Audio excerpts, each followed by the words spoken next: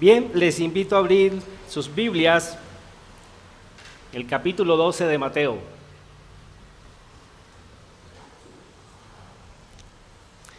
Vamos a seguir por la gracia del Señor en esta exposición consecutiva y expositiva de este hermoso libro. Mateo capítulo 12.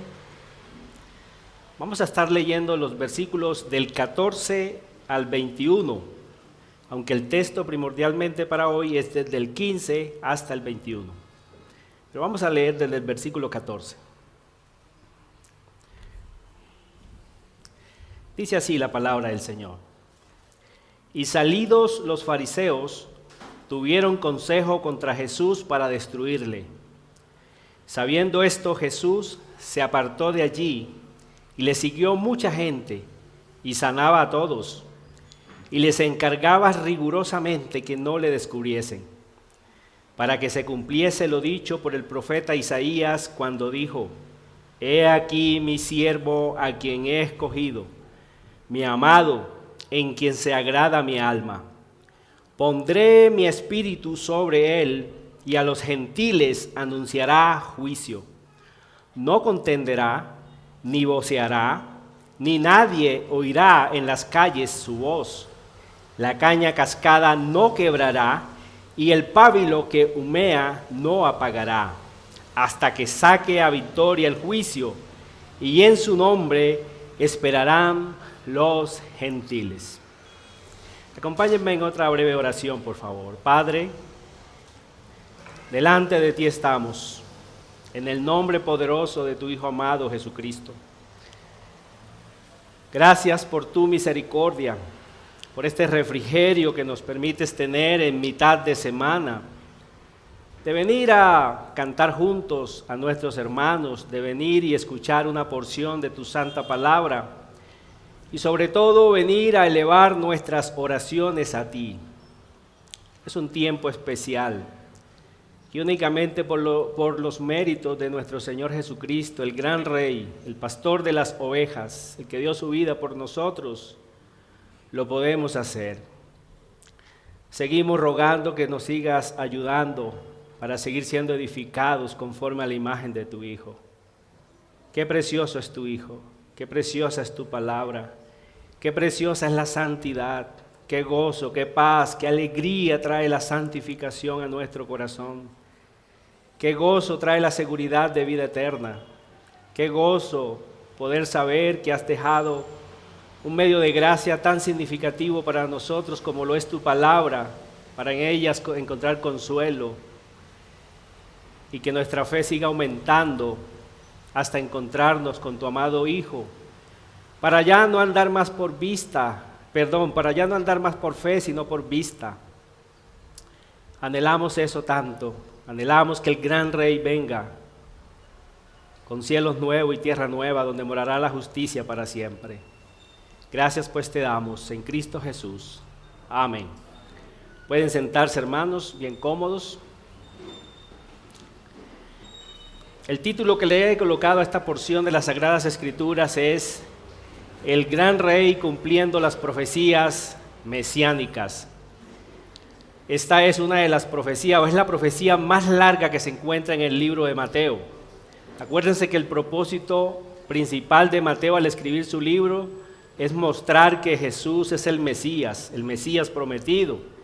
Y para eso Él trae constantemente citas o versículos, porciones de las Santas Escrituras del Antiguo Testamento, las trae a su contexto, a sus contemporáneos, y se las aplica a nuestro Señor Jesucristo, mostrando con eso que Jesús cumple perfectamente todas esas profecías, y es esta profecía la que también cumple ese propósito, y por eso Él la mete aquí en este libro.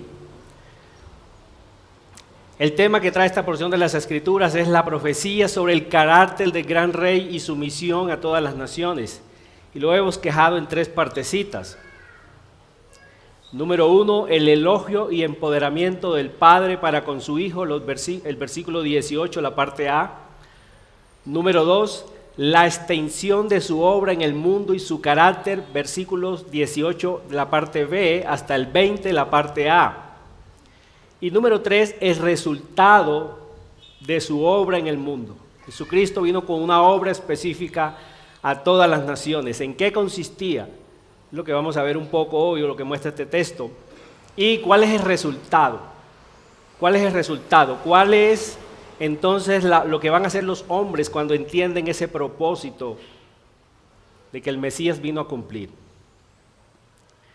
Como introducción les tengo que decir que en las 2 secciones anteriores o predicaciones anteriores vimos cómo Jesús, el gran rey y el Mesías prometido, interpreta y aplica correctamente lo que sí se podía hacer en el día de reposo, como darle de comer a los pobres o a los hambrientos y sanar a los dolidos e incapacitados. Quiero aclarar algo importante aquí sobre el versículo 6 del capítulo 12. Bueno, el versículo 7, donde dice: y si supieseis qué significa misericordia quiero y no sacrificios, no condenaríais a los inocentes. Algunos interpretan erróneamente que es que el Señor está aboliendo tanto el día de reposo como lo que es el ayuno, como lo que es todo aquello que, esas disciplinas cristianas que aún siguen en el Nuevo Testamento, que podemos ver claramente, y eso se puede sustituir solamente con hacerle bien al prójimo. Entonces, no es tan importante, por ejemplo, nosotros congregarnos el domingo, sino que ese día yo puedo mejor regalar un mercado a los pobres, porque el Señor dice que misericordia quiero y no sacrificios. Es una mala interpretación del texto. No es lo que el Señor viene a abolir, no es lo que el Señor vino, Él vino a cumplir la ley. Acuérdense que ya en el capítulo 5 Él había dicho que Él vino a cumplir la ley. Inclusive dice que si alguien quebranta uno de los mandamientos de la ley, por muy pequeño que sea, esa persona muy pequeña será llamada en el reino de los cielos. Él no vino a quebrantar, sino a cumplir. Entonces, en ese sentido, Él vino a cumplir perfectamente lo que sí se podía hacer en el día de reposo. ¿Qué era lo que Él estaba quebrantando? Lo que les dijimos en esas 2 porciones. Las enseñanzas erróneas que tanto los fariseos, más que todos los fariseos, se habían inventado para colocar cargas a las gentes y con esto tenerlos manipulados. Eso precisamente es lo que el Señor viene a atacar. Entonces Él lo que sí estaba quebrantando eran los mandamientos y tradiciones humanas inventadas por los religiosos, especialmente los fariseos. Por ejemplo, ellos creían que arrancar espigas era igual a cultivar. Si yo el día de reposo arrancaba una espiguita, entonces ya ellos me podían acusar: estás cultivando. O si frotaba esa espiga con las manos para sacar el grano y comerme, lo que fue lo que hicieron los discípulos del Señor en una de las secciones anteriores, ellos creían que eso era trillar. Estás trillando ya, eso ya es un trabajo. Inclusive alguien dijo que ese día ellos llegaron a prohibir hasta que las personas se miraran en el espejo o vieran su reflejo en el agua o en algo así. Porque de pronto una mujer, por ejemplo, podía ver un pelito, esos que no faltan, ¿cierto? O un hombre también, un pelito, esos que le salen a uno a medida que va avanzando el tiempo. Esos pelitos que salen a veces en lugares que uno no desea. Entonces el día de reposo, si tú veías ese pelito y lo arrancabas, ya estabas haciendo un trabajo. O sea, ellos se inventaron una cantidad de cosas ridículas, sobre todo con el día de reposo. Y eso precisamente es lo que el Señor está atacando. No estaba aboliendo el día de reposo. Por ejemplo, no podían aplicar medicina, por ejemplo, que fue lo que vimos en la sección anterior, cuando creo yo que ellos mismos mandan a ese hombre que tenía la mano seca, como que, ve a ver si te sana hoy. Pero no porque querían la sanidad para ese pobre hombre, sino porque querían tener algo de qué acusar a Jesús. Para ellos, por ejemplo, aplicar medicina en el día de reposo era considerado quebrantar el día de reposo. Solamente le podían aplicar medicina a una persona si ésta se estaba muriendo. Entonces eso es lo que el Señor viene a atacar. ¿Qué sí se podía hacer en el día de reposo? Hacer misericordia. Hacer misericordia. O sea, era lícito hacer misericordia. Darle de comer a los hambrientos. Sanar a los quebrantados. Eso, así estaba escrito. Esa era la profundidad, ese era el espíritu que tenía el día de reposo. Y eso es lo que Jesús está haciendo. Jesús no está quebrantando el día de reposo. Él lo está aplicando correctamente lo que sí se podía hacer en ese santo día. Entonces Él los desenmascara, hermanos. Me perdí aquí. Él los desenmascara, los pone al descubierto sus mentiras y estos no los soportan. El versículo 14 que acabamos de leer allí dice que salidos, después de estas dos enseñanzas que Él trae sobre la aplicación correcta del día de reposo, el versículo 14 podemos leer: y salidos los fariseos tuvieron consejo contra Jesús para destruirle. Entonces, habiendo sido acallados por Él, y Jesús atacando ese sistema legalista inhumano, donde inclusive estaban colocando a los animales por encima del valor humano, ellos deciden matarlo. Ellos deciden matarlo. Y es que cuando la verdad es expuesta, amados hermanos, cuando la verdad es expuesta, solamente hay dos caminos con ella. La amamos, la recibimos, nos sometemos a esa verdad, o hacemos lo que los escribas y fariseos hicieron. Nos airamos, queremos destruir esa verdad y queremos destruir a quien pregona esa verdad. Pero ante la verdad nadie se puede quedar estático. Es decir, como que no pasa nada, neutral, no. Algo tiene que suceder. O somos indiferentes a esa verdad, que fue lo que pasó con Capernaum, ¿se acuerdan? Esa indiferencia, Él haciendo milagros en medio de ellos, pero ellos fueron indiferentes. Y el Señor dijo que ellos iban a tener una condenación peor que la de Sodoma y Gomorra en el día del juicio. Pero nadie se puede quedar estático ante la verdad, y eso es lo que ellos están haciendo aquí. Bueno, están haciendo la parte negativa, se están enfureciendo contra el Señor y contra su palabra, y es ahí cuando deciden matarlo. En un texto paralelo, en Marcos del 3 al 6, no vamos a ir allí por cuestiones de tiempo, pero Marcos 3 y 6 dice que Marcos 3 al 6 dice, agrega una nota sorprendente y triste sobre este hecho. Dice que los fariseos se unieron con los herodianos. Miren lo que hace la ira del hombre contra el Señor. Los herodianos y los fariseos eran enemigos, pero ¿qué pasa? Se unen con un solo propósito: destruir a nuestro Señor Jesucristo. Por eso quise hoy que cantáramos el Salmo 2. Eso es un eco del Salmo 2, ¿se acuerdan? El Salmo 2, se unieron los reyes de la tierra contra el Señor y contra su Cristo. ¿Y qué dijeron? Rompamos de nosotros sus ligaduras, es decir, echemos a un lado su ley. Y eso ya se vio se ha visto en pequeñas proporciones a lo largo de la historia, pero a medida que pase, a medida que venga la venida del Señor, cada vez vamos a ver más poderosos, aunque tengan muchas diferencias, como el señor Trump y el señor Petro. Aunque tengan muchas diferencias ideológicas en su política, se van a unir un día con un solo propósito: destruir a Cristo, destruir su palabra. Cristo no lo puede destruir nadie, pero se van a unir, hermanos, con un solo propósito: quitar la ley de Dios de sus vidas. Van a prohibir la ley de Dios. Ellos van a mostrar su odio hacia Cristo y su pueblo.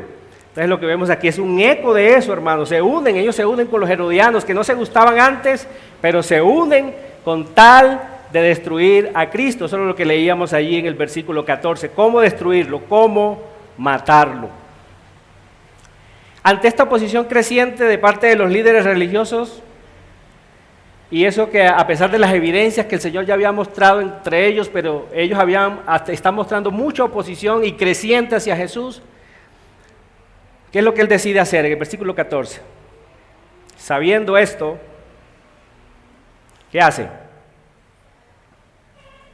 Versículo 14, sabiendo esto Jesús, no sabemos cómo lo supo, lo más probable es que Él, sabiendo por su poder, su conocimiento de todo el corazón humano, Él lo sabe, Él lo ve, ¿y qué hace? Se apartó de allí. Él estaba haciendo precisamente lo que anteriormente le había enseñado a sus discípulos. Allí en Mateo capítulo 10, versículo 23, Él le había dicho a sus discípulos que si los perseguía en una ciudad, huyan a la otra. Y Él estaba aplicándose hacia sí mismo ese mismo consejo. Según Marcos, en el capítulo 3, el versículo 7 al 8, Dice que se retiró a una ciudad cerca del mar de Galilea y lo siguió mucha gente de Jerusalén, de los alrededores de Tiro y de Sidón, territorios ya gentiles. Él no va a pasar allá, pero sí se acerca mucho a ese territorio, y eso es lo que tiene mucho que ver con este pasaje. Él se está acercando. Cuando él se aparta de allí, él llega hasta la región de Tiro y de Sidón, no llega hasta allá, pero sí hacia sus alrededores, como lo dice allí en Marcos capítulo 3, versículos 7 y 8. Y esto es lamentable para ellos, hermanos. Es lamentable para los fariseos, porque más que apartarse físicamente Jesús de allí, se estaba apartando espiritualmente de ellos. Esto tenía una gran implicación para ellos. ¿Por qué? Porque ya Mateo ha presentado a Jesús como el designado para perdonar pecados y solucionar esa gran tragedia humana. Por eso su nombre es Jesús.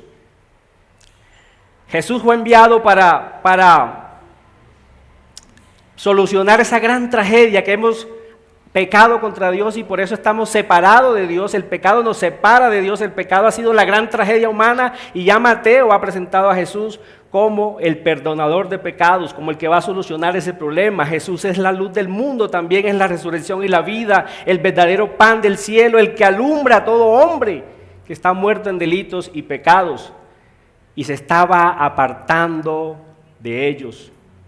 Se estaba apartando de ellos, más que físicamente, se estaba apartando espiritualmente de ellos. Y eso es triste, hermanos. Eso es un juicio del Señor. Esto implicaba que estaban perdiendo por su obstinación al mal su única esperanza de vida eterna. El Señor, como juez justo, los estaba abandonando en su dureza y ceguera de corazón.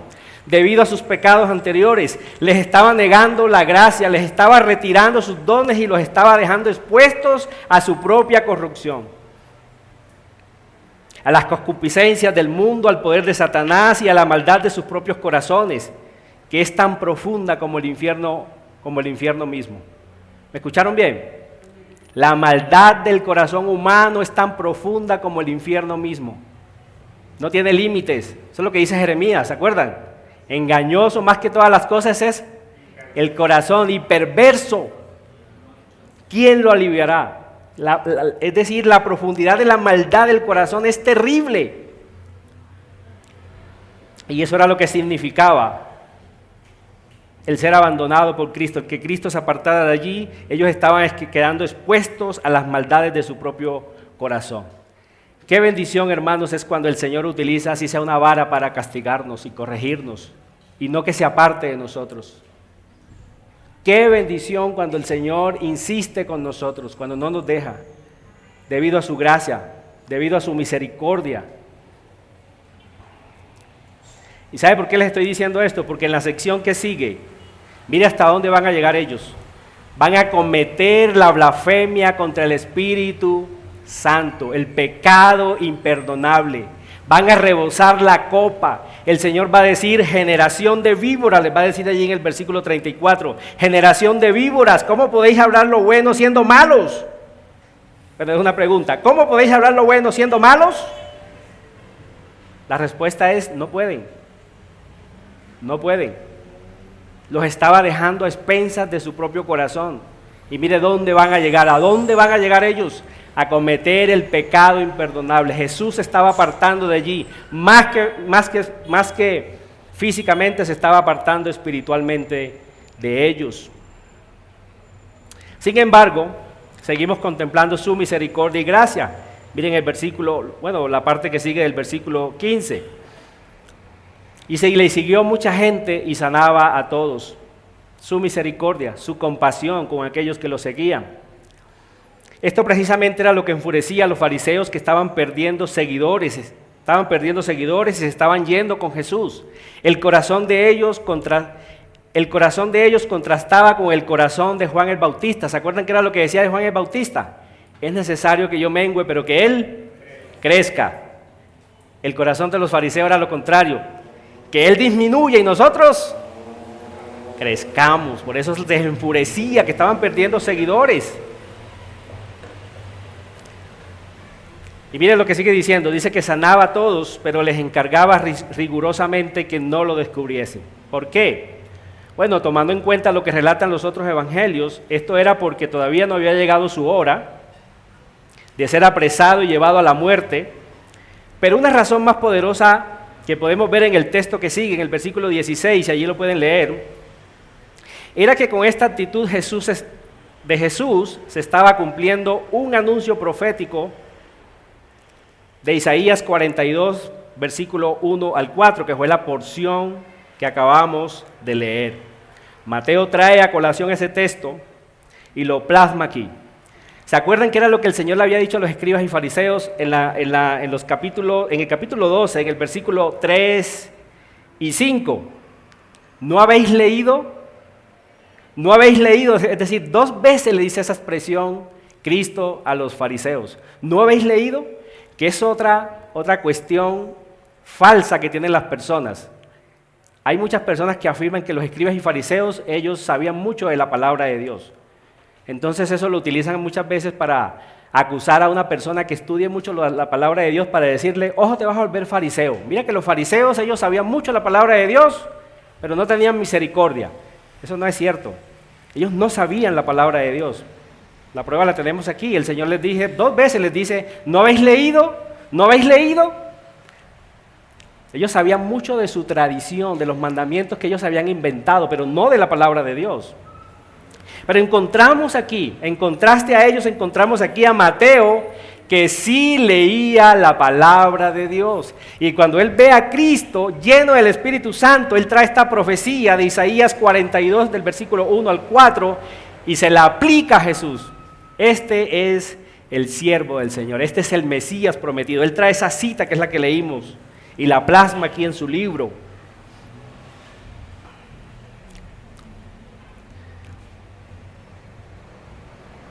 Y esta cita, hermanos, básicamente tiene que ver con el carácter manso y humilde de Jesús, en contraste con el carácter arrogante y asesino de sus enemigos. Mateo incorpora aquí la referencia profética más larga de su libro. Es esta. Él utiliza cerca de 60 citas mostrando que Jesús es el Mesías, pero esta es la más larga de ellas, traídas del Antiguo Testamento, obviamente. Y es como una pincelada admirable, hermanos, del comportamiento del Señor, subrayando la clemencia y mansedumbre de Cristo. Aquí vemos cómo Jesús es elogiado por el Padre y comisionado por Él a través del Espíritu Santo para comunicar el mensaje en humildad y mansedumbre y con amor compasivo. Ya vamos a desarrollar el primer punto rápidamente. Dice, elogio y empoderamiento del Padre, versículos 18, la parte A. Mire cómo comienza diciendo, he aquí mi siervo a quien he escogido, mi amado en quien se agrada mi alma. Ese es el elogio del Padre hacia su Hijo. Para Mateo, aquel que es superior o mayor que el templo, aquel que tiene toda autoridad como el Hijo del Hombre, el cual es Señor del día de reposo, es también el siervo escogido para su Padre. ¿Y para qué? Para llevar a cabo la obra de salvación.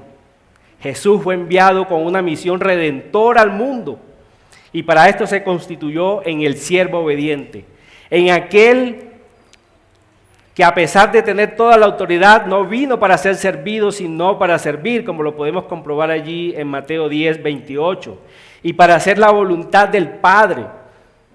Él no va a hablar por su propia cuenta, sino que va a hablar todo lo que el Padre le dijo, y por eso se constituye él en el siervo del Señor. He aquí mi siervo, su siervo obediente. Dice también a quien he escogido. A lo largo de la historia de la humanidad, el Señor escogió a muchos hombres por su gracia para encomendarles una misión específica, hombres pecadores, obviamente. Por lo tanto, su hijo eterno es único en ese sentido. Él no cometió pecados. Él va a obedecer perfectamente la ley del Señor, Él va a obedecer perfectamente los mandamientos del Señor y por eso el Padre dice, en Él tengo complacencia. Él me agrada, todo lo que Él hace es perfecto, Él es mi único Hijo amado, es mi siervo, Él es mi amado. Solamente hay un hombre a quien Dios ama perfectamente, su Hijo, su Hijo. En Él solamente Dios tiene complacencia, Él no conoció pecados. y esto ya había sido testificado por el mismo Padre en su bautismo, ¿se acuerdan? Allí en Mateo capítulo 3, versículo 17, cuando Jesús sale del bautismo, ¿qué es lo que se oye? Este es mi Hijo amado en el cual tengo complacencia. También lo va a hacer en el momento de la transfiguración, más adelante cuando lleguemos al capítulo 17, en el versículo 5, en lo concerniente a su transfiguración, también se van a escuchar esas mismas palabras. Este es mi Hijo amado en el cual tengo complacencia, a Él oíd. Él me representa perfectamente. Él me representa perfectamente. Es como si Dios hubiese dicho, yo me voy a quedar aquí en mi trono, relajado, porque tengo a mi Hijo que me representa perfectamente en la tierra. Quien ha visto a Dios, quien ha visto a Cristo, ha visto al Padre. Solamente Él tiene plena complacencia en su Hijo. Él es el amado de su Padre. Pero también vemos en el texto, allí en la parte, al final del versículo 8, dice, y pondré mi espíritu sobre Él. Eso no es otra cosa sino el empoderamiento de Dios el Padre sobre la humanidad de Cristo.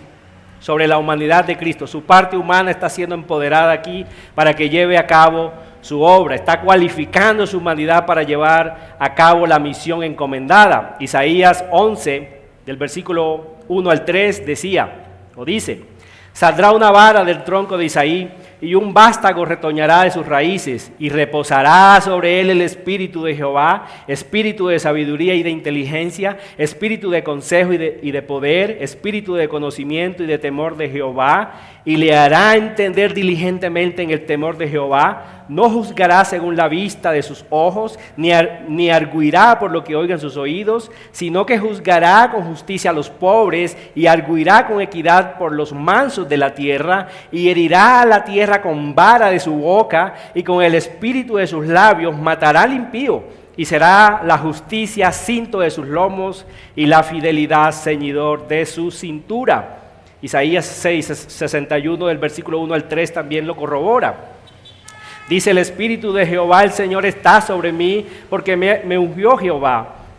Me ha enviado a predicar buenas nuevas a los abatidos, el evangelio, y vendar a los quebrantados de corazón, a publicar libertad a los cautivos, es lo que él está haciendo, y a los pobres apertura de la cárcel, a proclamar el año de la buena voluntad de Jehová y el día de venganza del Dios nuestro, a consolar a todos los enlutados, a ordenar que a los afligidos de Sión se les dé gloria en lugar de ceniza, óleo de gozo en lugar de luto, manto de alegría en lugar del espíritu angustiado, y serán llamados árboles de justicia, plantío de Jehová para gloria suya.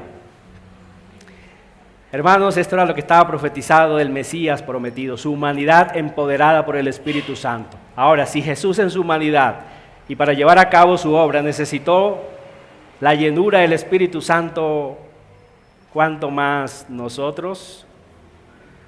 ¿Cuánto deberíamos nosotros estar orando, clamando al Señor, estudiando las Escrituras? Porque no hay llenura del Espíritu Santo sin las Escrituras. Estar lleno del Espíritu Santo es estar lleno de la palabra de Dios. No existe tal cosa como estar lleno del Espíritu sin la palabra, eso no existe. Estar lleno de mentiras. Estar lleno del Espíritu de Dios es estar lleno de su palabra. Ahora, ¿qué vemos al final del texto? Vemos también la extensión del ministerio del Señor, la extensión de su obra en el mundo, y también vamos a ver su carácter, versículo 18b hasta el 20a. Mire cómo sigue diciendo allí, y a los gentiles anunciará juicio. ¿Qué significa esto? ¿Cómo así que a los gentiles anunciará juicio? Bueno, que debido al rechazo de sus propios hermanos en la carne, y mirando otros textos, su mensaje llegaría mucho más allá de los límites de la nación de Israel. Su mensaje se proclamaría por todo el mundo, y con esto estaría cumpliendo lo que Dios le prometió a Abraham en el capítulo 12, el versículos 2 y 3. ¿Qué le había prometido Dios a Abraham? Versículo 2 del capítulo 12 del Génesis, me lo voy a ganar a ustedes. Y haré de ti una nación grande.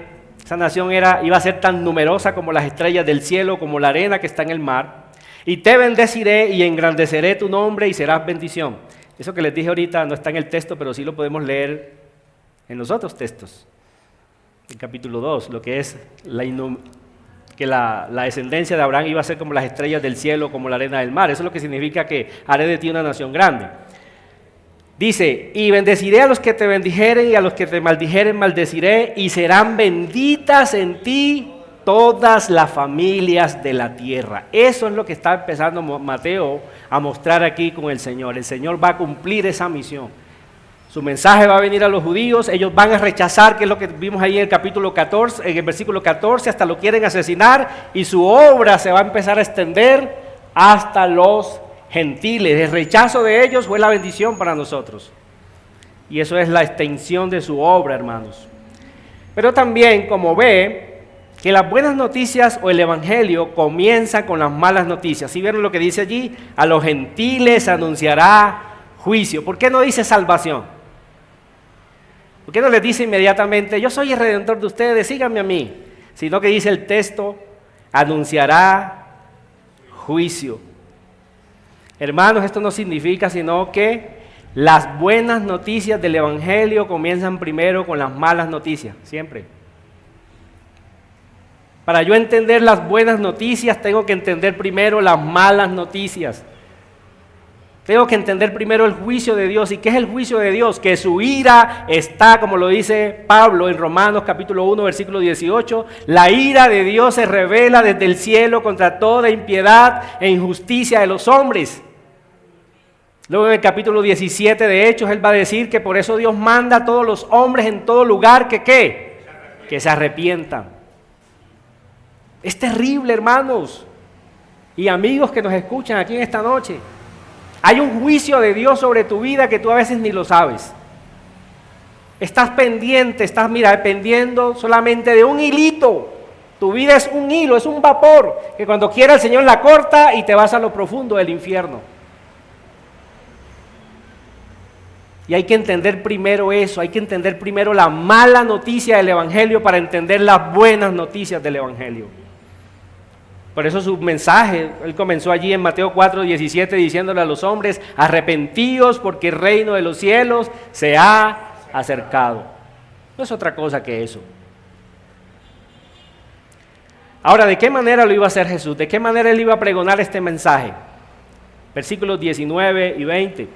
¿Cuál iba a ser su carácter iba a mostrar el misericordia en esto? Por supuesto que sí. Mire el versículo 19. No contenderá ni voceará,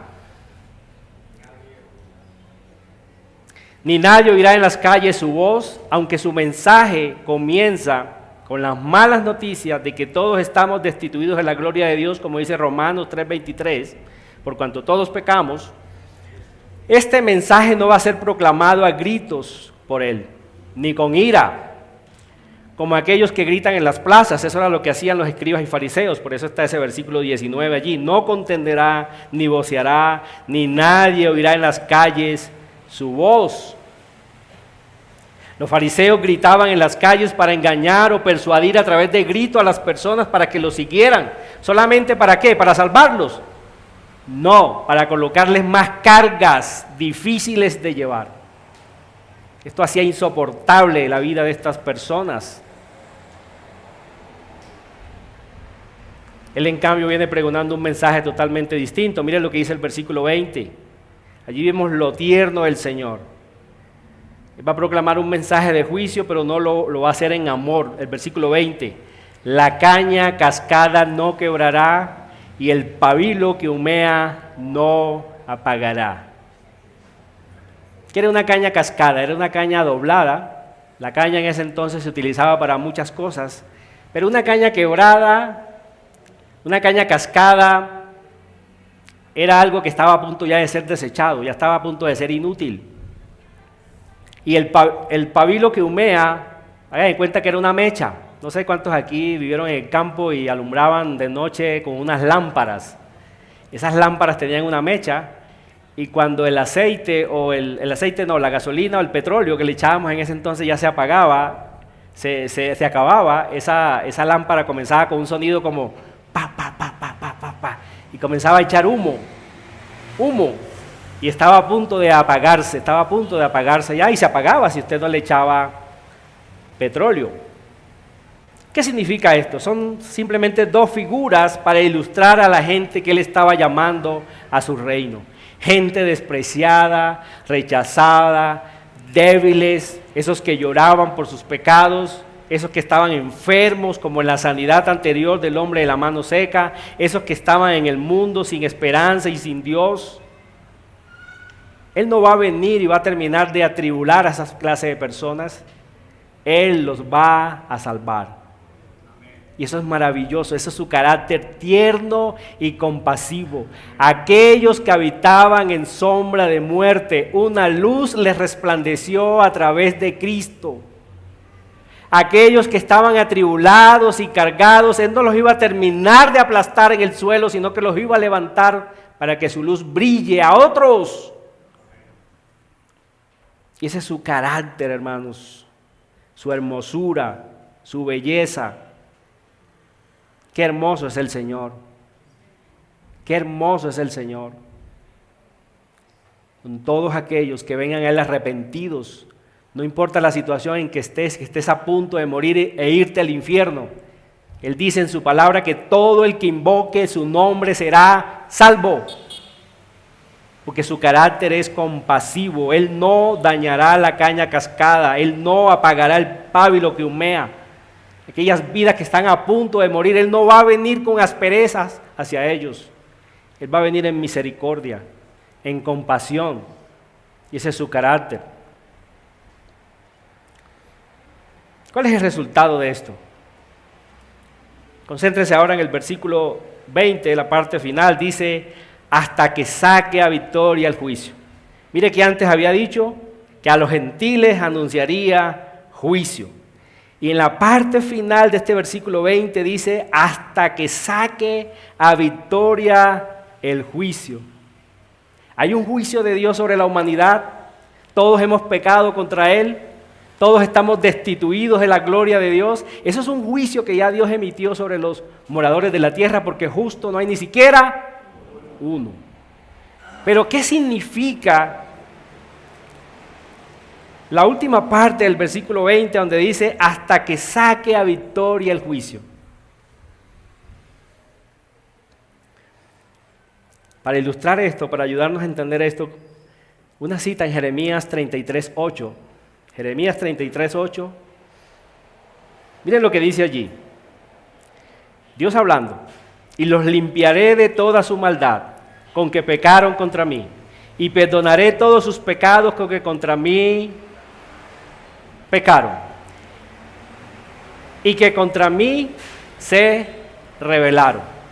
Ese era el pacto que Dios estaba prometiendo que iba a hacer con ellos. Iba a perdonar los pecados de ellos. Y no se iba a acordar de ellos, los iba a quitar del medio de ellos. Pero la pregunta es ¿cómo? ¿Cómo iba a hacer eso? ¿Cómo iba a suceder eso? Y en el versículo 14 de ese mismo texto, miren lo que dice. He aquí vienen días, dice Jehová, en que yo confirmaré la buena palabra que he hablado a la casa de Israel y a la casa de Judá. ¿Cuál era esa buena palabra? Lo acabamos de leer ahorita. Que Él iba a perdonar sus pecados y no se iba a acordar de ellos. Versículo 15. En aquellos días y en aquel tiempo haré brotar a David un renuevo de justicia y hará juicio y justicia en la tierra. Pero miren lo que dice el versículo 16. En aquellos días Judá será salvo y Jerusalén habitará segura. Y se llamará Jehová, justicia nuestra. ¿Qué significaba eso, hermanos? Él iba a cumplir la buena palabra.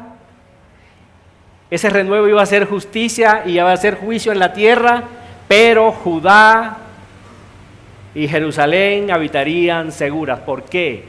Porque el Señor iba a llevar a victoria ese juicio. ¿Cómo lo iba a hacer? El juicio de Dios sobre su iglesia, sobre su pueblo, iba a caer sobre Él mismo. Y de esta manera Él iba a llevar a victoria el juicio. Lo llevó a victoria, hermanos, porque la maldición, el juicio de Dios, la maldición, la ira de Dios cayó sobre Él, lo clava en la cruz. Y de esta manera, Judá y Jerusalén y los gentiles que posteriormente íbamos a creer en Él, íbamos a ser salvos. ¿Y cuál es el resultado? Lo dice el último versículo.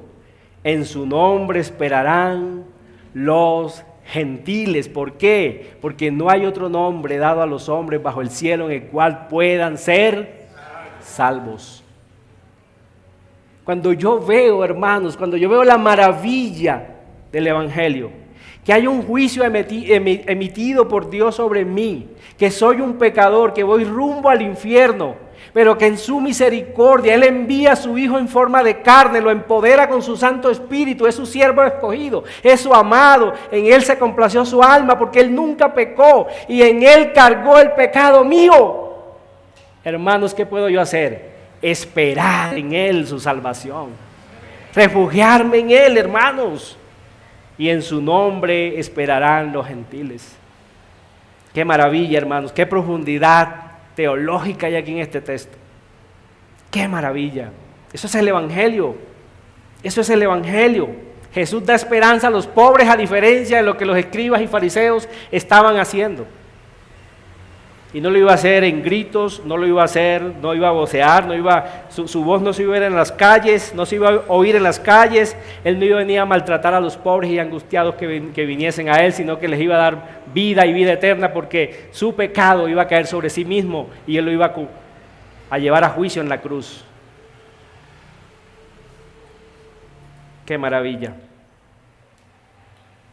Amigo, solamente hay una manera de que Dios lleve el juicio de Dios y lo saque a victoria sobre tu vida, y es que vengas a su Hijo. No hay otra manera de escapar. El juicio de Dios está sobre la tierra. El fin viene, como decían otras profecías en el Antiguo Testamento. El fin viene y hay de los moradores de la tierra. Pero tú puedes estar seguro si te apoyas en aquel que es el Hijo de David, el verdadero Rey de Israel, porque Él llevará victoria al juicio y solamente en Él esperarán las naciones de la tierra, porque solamente en Él hay salvación. Y para nosotros, amada iglesia, el Señor se estaba apartando de una gente que se creía muy religiosa en sí misma, creían saber mucho, pero estaban dejando lo más importante de la ley, la misericordia y el amor por Cristo. El amor por Cristo. Y se estaba apartando de ellos. Qué terrible cuando Dios continuamente está lanzando su palabra, pero somos indiferentes y Él se puede apartar de esa persona. Si esa persona es obstinada en su rechazo, muestra que la obra de Cristo no ha sido instaurada en su corazón. Y el juicio de Dios está sobre esa clase de personas. Vengamos a Cristo. No importa. Soy creyente, tengo que ir a Cristo todos los días de mi vida, en oración, en fe, en amor por Él, en obediencia. Le está diciendo, venid a mí, todos los que estáis trabajados y cargados, y yo os haré descansar, porque el juicio de Dios cae sobre Él y Él ya lo llevó, cayó sobre Él y ya lo llevó a victoria sobre sí mismo. Demos gracias al Señor. Padre, gracias por tu misericordia, por tu poder, por tu Santo Espíritu que nos convence de justicia, de pecado y de juicio. Es tu Santo Espíritu, es tu obra en nosotros. Y cuando somos convencidos de pecado, de justicia y de tu juicio, no tenemos más opción sino que ir a ti, oh Cristo. Solamente tú eres el Salvador del mundo. Solamente en ti nos podemos refugiar. La Escritura, que es infalible, ha testificado de que tú eres el Mesías prometido, el que esperaban los antiguos en fe desde Abraham y las personas de fe anteriores. Oh, en ti solamente hay esperanza de salvación, porque no hay otro nombre dado a los hombres en el cual puedan ser salvos, sino solamente tu nombre santo, la persona de nuestro Señor y Rey Jesucristo. Gracias pues te damos en Cristo Jesús. Amén, oh Padre. Amén.